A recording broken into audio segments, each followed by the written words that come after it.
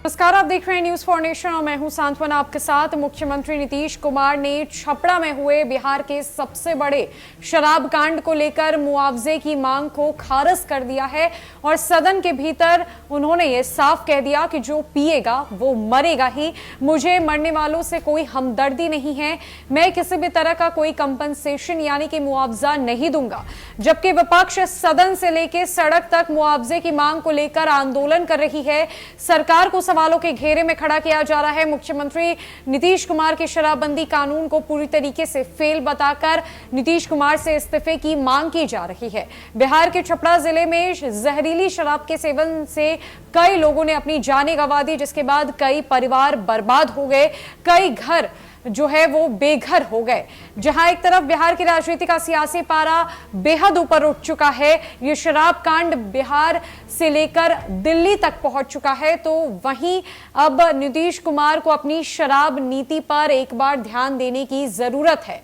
क्योंकि जहां एक तरफ नीतीश कुमार मुआवजे की मांग को खारिज करते हुए नजर आ रहे हैं, तो वहीं साल 2016 में बनी शराब नीति के 42वें पैरे में मुआवजे की मांग जो है वो लिखी गई है। साल 2016 में आपको याद दिला दें कि गोपालगंज में शराबबंदी कानून के लागू होने के ठीक बाद जहरीली शराब से 19 मौतें हुई थी, जहां नीतीश कुमार ने हर एक परिवार को 4-4 लाख रुपए का मुआवजा दिया था।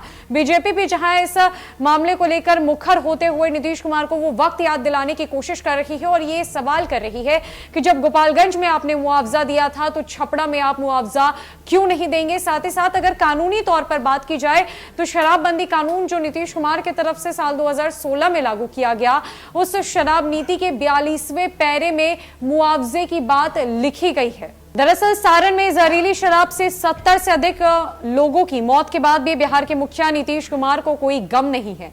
नीतीश कुमार कह रहे हैं कि जो पिएगा वो मरेगा, हम इसका और प्रचार कराएंगे। मौत के बाद आश्रितों को मुआवजा देने का तो सवाल ही पैदा नहीं होता है। वहीं विपक्ष मुआवजे की मांग को लेकर सदन से लेकर सड़क तक आंदोलन कर रही है। साल 2016 में शराबबंदी लागू होने के बाद पहली दफे 15 अगस्त 2016 को गोपालगंज में हुई जहरीली शराब कांड में 19 लोगों की मौत हो गई थी। तब सरकार ने मरने वालों के परिजनों को 4-4 लाख का मुआवजा दिया था। सरकार अब छपरा सिवान में जहरीली शराब पीने से मरने वालों के परिजनों को क्यों नहीं मुआवजा दे रही? आखिर बिहार सरकार की पॉलिसी क्या है? शराब पॉलिसी को जब आप पढ़ेंगे तो नीतीश कुमार की पोल खुल जाएगी।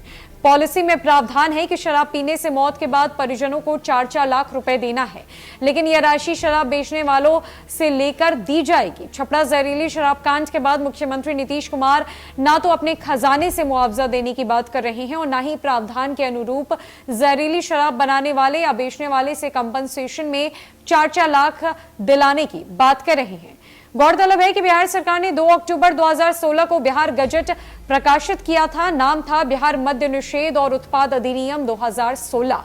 इस अधिनियम में 100 पॉइंट्स दिए गए हैं, जहां शराबबंदी से जुड़े पूरी जानकारी दी गई है। बिहार गजट के 42वें नंबर पर प्रतिकर यानी कि कंपनसेशन भुगतान हेतु कलेक्टर द्वारा आदेश दिए जाने से संबंधित जानकारी दी गई है। 42वें नंबर के प्रथम पैरा में लिख दिया गया है कि दंड प्रक्रिया संहिता 1973-74 का 2 में से अधिनियम के अधीन कलेक्टर यानी कि डीएम को अधिकार है। आदेश पारित करते समय यदि उसे लगता है कि किसी स्थान पर बेचे गए शराब के सेवन के कारण किसी व्यक्ति की मृत्यु हुई है या वो बीमार हुआ है, तो वो निर्माता या विक्रेता चाहे वो किसी अपराध में दोष सिद्ध हुआ हो या नहीं, प्रतिकर यानी कि कंपनसेशन के रूप में प्रत्येक मृतक के प्रतिनिधि को कम से कम 4 लाख रुपए, गंभीर रूप से क्षतिग्रस्त व्यक्ति को 2 लाख रुपए एवं किसी अन्य चोट खाने वाले व्यक्ति को 20,000 रुपए भुगतान करने का आदेश देगा। जिले का कलेक्टर लोक मांग वसूली अधिनियम के तहत लोक मांग के रूप में उक्त प्रतिकर विक्रेता निर्माता से वसूल कर सकेगा।